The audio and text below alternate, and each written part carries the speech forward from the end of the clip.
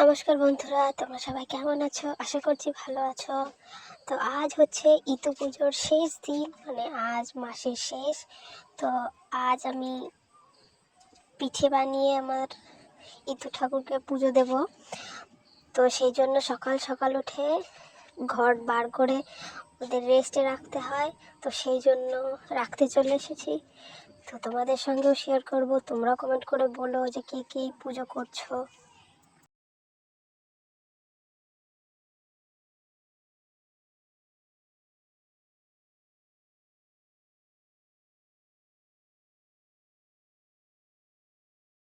তো রেস্টে দেওয়া হয়ে গেছে, এবার আমি চলে এসেছি পিঠে বানাতে।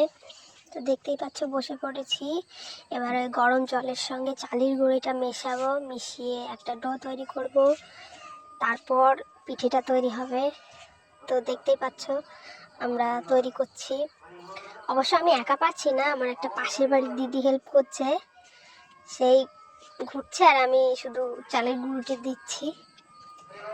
তোমরাও বলো যে তোমরা কে কে করছো।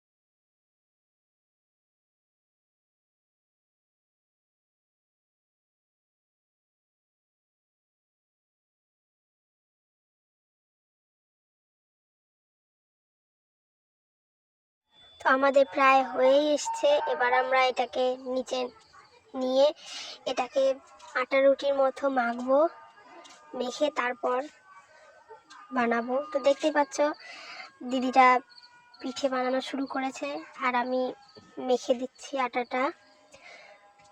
তো তোমরা কি এই পিঠাটা বানাতে পারো? আর এই পিঠাটার নাম কি তোমরা কমেন্ট করে প্লিজ বলো যদি জেনে থাকো। তো দেখতেই পাচ্ছ আমার পিঠে বানানো কমপ্লিট। মানে এটার মধ্যে গুড় থাকবে, আমরা এটার মধ্যে গুড় দিই, দিয়ে এটাকে এমন গোল করি। তো এটাকে আমাদের এখানে কেউ কেউ সই পিঠেও বলে, আবার কেউ কেউ গোকুল পিঠে বলে। তো তোমরা কমেন্ট করে বলো তোমরা কে কী পিঠে বলো। তো চলো, আমি স্নান টান করে চলে এসেছি। এবার আমি আমার ঘরের লক্ষ্মী ঠাকুরকে আগে খেতে দিচ্ছি, তাকে পুজো দিচ্ছি। তো এই পুজোটা শেষ হয়ে গেলে আমি যাব ওই পিঠেটা রান্না করতে। ওটা বানিয়ে রেখে দিয়েছি, তো ওটা রান্না টান্না করে সেটা নিয়ে পুজো দেব।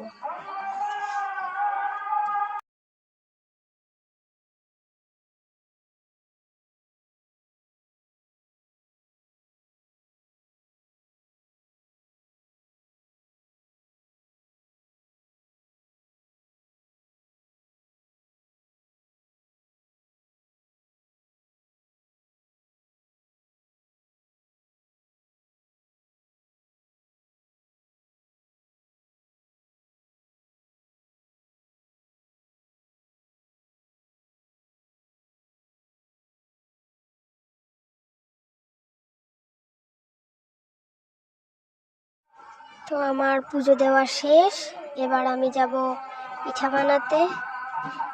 তো চলো, তো দেখতেই পাচ্ছ আমি শুরু করে দিয়েছি আমার পিঠা বানানো। অবশ্যই এটা আমি একাই বানাচ্ছি, সাইড থেকে মা একটু একটু বলে দিচ্ছে যে এভাবে এভাবে এটা বানাতে হয়। তো আমি মায়ের কথা মতনই সব করছি। তো দেখতেই পাচ্ছ শুরু হচ্ছে। এটা তৈরি করতে আর অনেক টাইম লাগে, প্রায় 2 ঘন্টা থেকে 2.5 ঘন্টার মতো এটা সময় লাগবে। তো চলো, তো দেখতেই পাচ্ছ আমার পিঠে বানানো কমপ্লিট। এবার আমি এটা নিয়ে যাব পুজো দিতে। তার জন্য আমি নিজের মতো একটু উঠিয়ে নিচ্ছি, আর এটা মা নিজের মতো করে নামিয়ে নেবে। তো আমি এটা না মাটির চুলাতে বানাই, মা বলেছে যতক্ষণ। তো এবার এটা আমি নিয়ে যাব ঠাকুরকে ভোগ দিতে।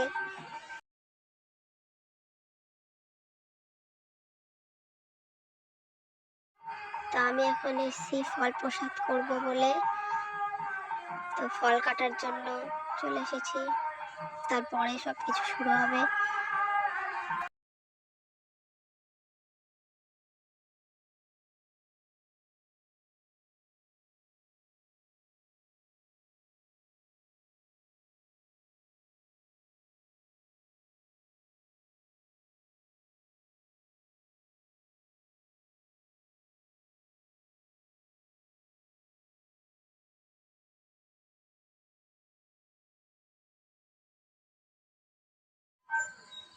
আমার ফল কাটা শেষ, তো এবার ওই ঘর দুটো আছে না, ওদেরকে হলুদ, সিঁদুর, তেল এইসব মাখিয়ে না ওদের স্নান করিয়ে ওদের মাখাতে হয়, তো সেটাই করব।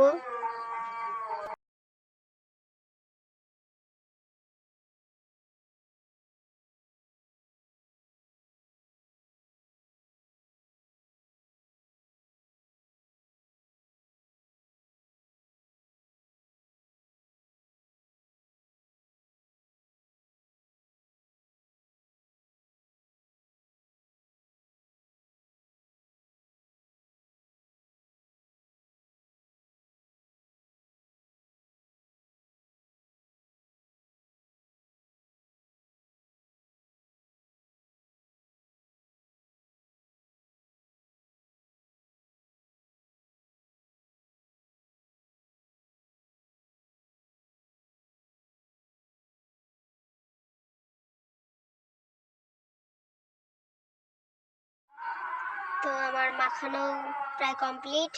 এবার আমি এদেরকে সাজাবো, মানে এদের উপরে ফুল, দুব্বা ঘাস, তারপর সর্ষের ফুল, একটা কি বাঁশের মতো জিনিস হয় ওটা দিতে হয়, ধানের শীষ দিতে হয়।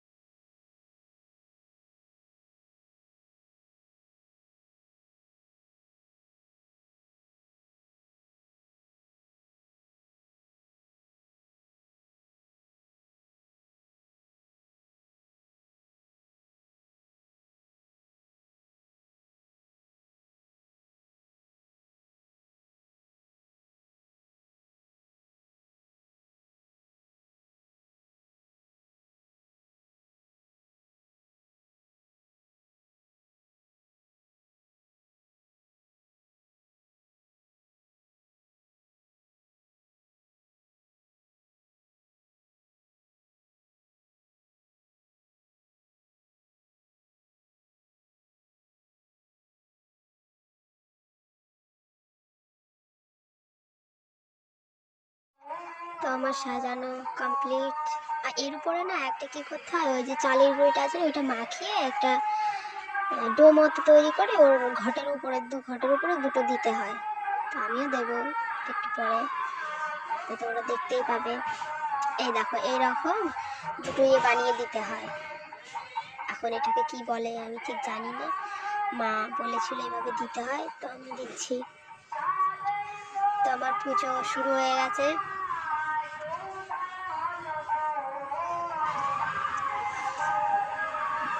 তো আমার পুজো প্রায় কমপ্লিট, প্রায় এখনো হয়নি, এখনো বাকি আছে।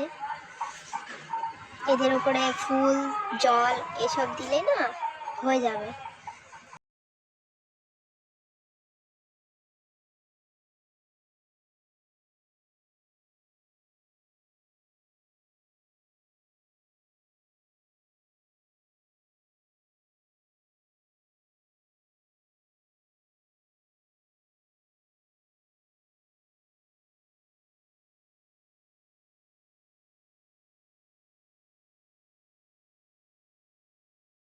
তো আমার পুজো কমপ্লিট হয়ে গেছে, এবার সবাইকে প্রসাদ দেব। প্রসাদ দেওয়ার পরে না যখন সূর্যটা ডুববে তার আগে এটা জলে ভাসিয়ে দিতে হয়, তো আমি এখন যাচ্ছি এটা জলে ভাসিয়ে দিতে। তার জন্য যা যা আছে সব কিছু গুছিয়ে নিচ্ছি, গুছিয়ে নিয়ে এটাকে জলে দিতে যাব।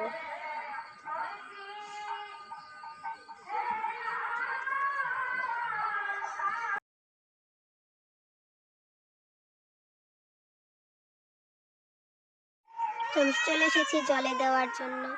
এবার এটাকে ভাসিয়ে দিলেই হয়ে যায়। তো তোমরা বলো কে কে এই পুজোটা করছো কমেন্ট করে, আর সবাই চ্যানেলটাকে সাবস্ক্রাইব করে দিও।